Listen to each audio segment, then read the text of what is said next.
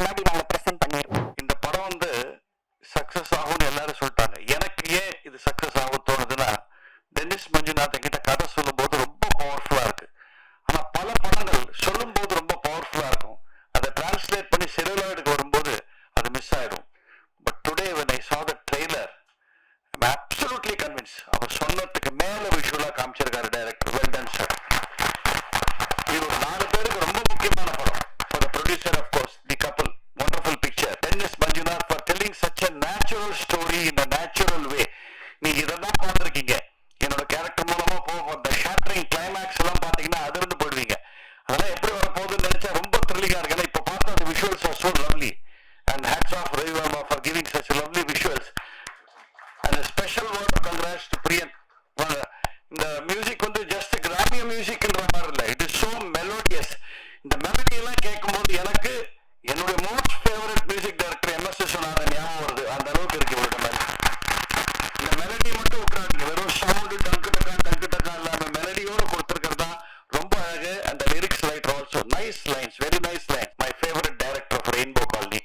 நான் பண்ண 3 scenes 4 scenes அவரோட தான் பண்ணேன். அதுக்கப்புறம் அடுத்த நாள் இவர் ஷூட்டிங் சொன்னார். இவர் அங்கே பக்கத்தில் அவுட்டோர் ஷூட் பண்ணியிருந்தார். நான் கூப்பிட்டு சொன்னேன், this is going to be a life time picture for you. Because இதில் எப்படி சொல்லுவாங்க, இங்கிலீஷ்ல சொல்லுவாங்க, he has not acted in this picture, he has just behaved as Raghavan the character. நிஜமாக I must tell you that. நான் plan பண்ண சொல்றதுக்கு இங்க வந்து ஒரு எமோஷன்ல மறந்துட்டேன். Well done Selva, well done. This is going to be a classic picture. இந்த மாதிரி ஒரு ஸ்டேஜ் நான் ஏறணும்னு ரொம்ப நாளாக வெயிட் பண்ணிருந்தேன். ஒரே ஒரு விஷயம் சொல்றதுக்காக தான். நான் ஒரு 10th ஸ்டாண்டர்ட் படிச்சுட்டு இருந்தப்போ வந்து ஸ்கூல்லேருந்து ஒரே கம்ப்ளைண்ட் ஃபுல்லாக என் பேரண்ட்ஸை கூப்பிட்டு சொல்கிறாங்க, இந்த மாதிரி உங்கள் பையன் வந்து எப்போவுமே மியூசிக் டான்ஸு கல்ச்சுரல்ஸ்னே போயிட்டு இருக்காரு.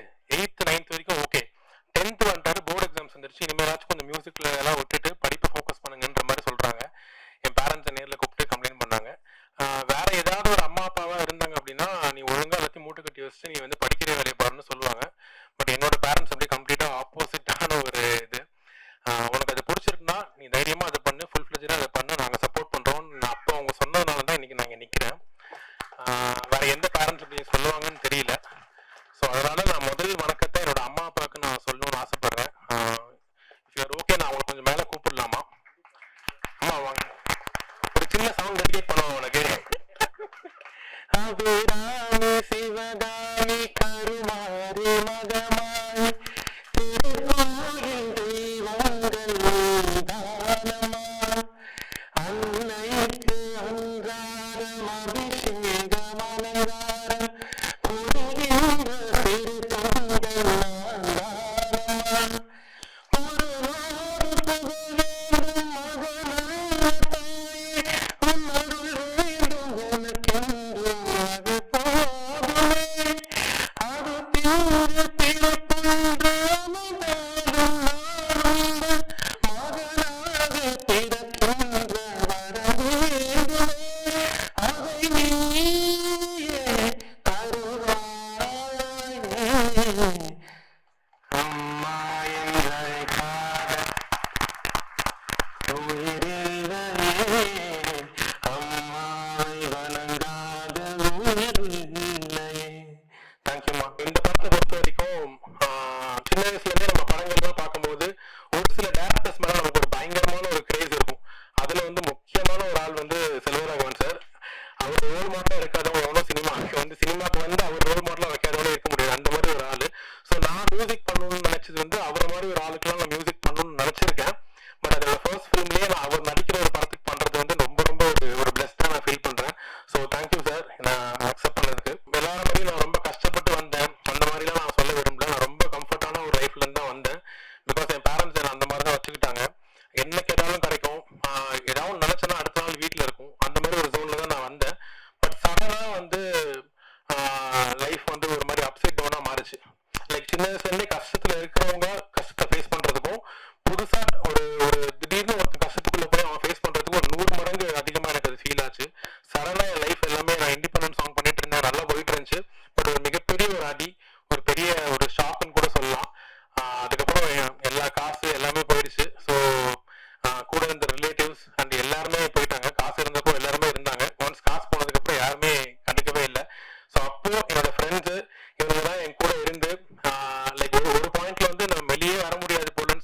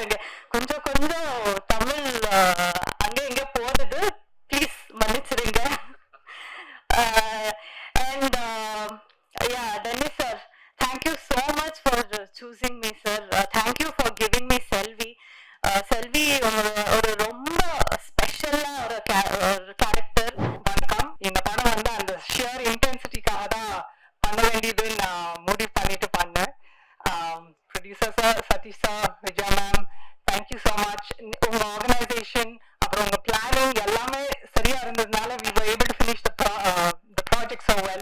உங்க மாதிரியே நிறைய ப்ரொடியூசர்ஸ் பண்ணாங்கன்னா we'll get more Tamil movies and என்னோட நம்பிக்கை இருக்கு. Thank you so much for that. Selva sir உங்க முன்னாடி நின்னுட்டு நடிக்கிறது அவ்வளவு ஈஸி இல்ல, பட் அவ்வளவு கம்ஃபர்ட் கொடுத்தீங்க. ஸோ ஈஸியா வந்துருச்சு சில விஷயங்கள். And Kushi, all your hard work there. Thank you for being from Bangalore and giving me support on the set. That's really sweet of you. ஒரு கிராண்டான விஷயத்த அழகா காமிக்கிறது பெரிய விஷயம் இல்லைங்க. ஒரு சிம்பிளான விஷயத்த அழகா காமிக்கிறது தான் டாஸ்க். அதுதான் நம்ம டிஓபி ரவி வர்மா பண்ணியிருக்காங்க இந்த படத்துல. தேங்க்யூ. அண்ட் மியூசிக் ஏகே பிரியன், உங்களை இன்னைக்கு நான் சந்திச்சேன். அண்ட் நீங்க இது உங்க டெபியூ படம்னு சொன்னாங்க. அப்படி தரல, because the songs are so nice. ரொம்ப நாள் கழிச்சு நான் டான்ஸ் பண்ணேன். அது உங்க சாங்குக்கு தான் டான்ஸ் பண்ணியிருக்கேன். So it is lovely lovely music, lovely singing. Thank you. இங்க வந்திருக்க எல்லா ஸ்பெஷல் கெஸ்ட்டுக்கும் எல்லாருக்கும் thank you very much. All the best to our entire team. சரி ஒத்துக்கிட்டேன் பண்ணலாம் அப்படின்ட்டு போனேன். ஷூட்டிங் ஸ்பாட்ல வந்து நின்று யாரும் வேலை செய்யல, ஓடிக்கிட்டே இருக்காங்க. சரி கொஞ்சம் நம்ம நின்று, நான் மட்டும்தான் நின்று வேலை செய்யறேன். முடிச்சுட்டு போயிட்டேன். கொஞ்ச நேரத்துல திரும்பி வந்து பார்த்தா அடுத்த நாள் பார்த்தா அப்படியே தான் இருக்காங்க. அப்போ என் அசிஸ்டன்ட் கேட்டு, இவங்களாம் எப்ப சாப்பிடுறாங்க, எப்ப தூங்குறாங்க, ஒண்ணுமே புரியல எங்களுக்கு ஆக்சுவலா. ஓ இப்படி எல்லாம் தான் படம் எடுத்துக்கணுமோ அப்படிங்கிற மாதிரி. டென்னிஸ் இதெல்லாம் வந்து ஒரு அசுரத்தனமான உழைப்பு. அந்த உழைப்புக்கு வந்து டெஃபினட்டா ஒரு கூலி கடவுள் கொடுப்பான்னு வேண்டிக்கிறேன்னா. மியூசிக் நான் கேட்ட உடனே 4 லைன் தான் கேட்டேன். 4 லைனே யார் மியூசிக் டைரக்டர்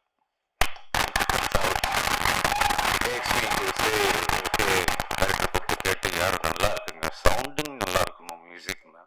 ஸோ இந்த படத்துக்கு ரொம்ப நல்லா மியூசிக் பண்ணி கொடுத்துருக்காரு.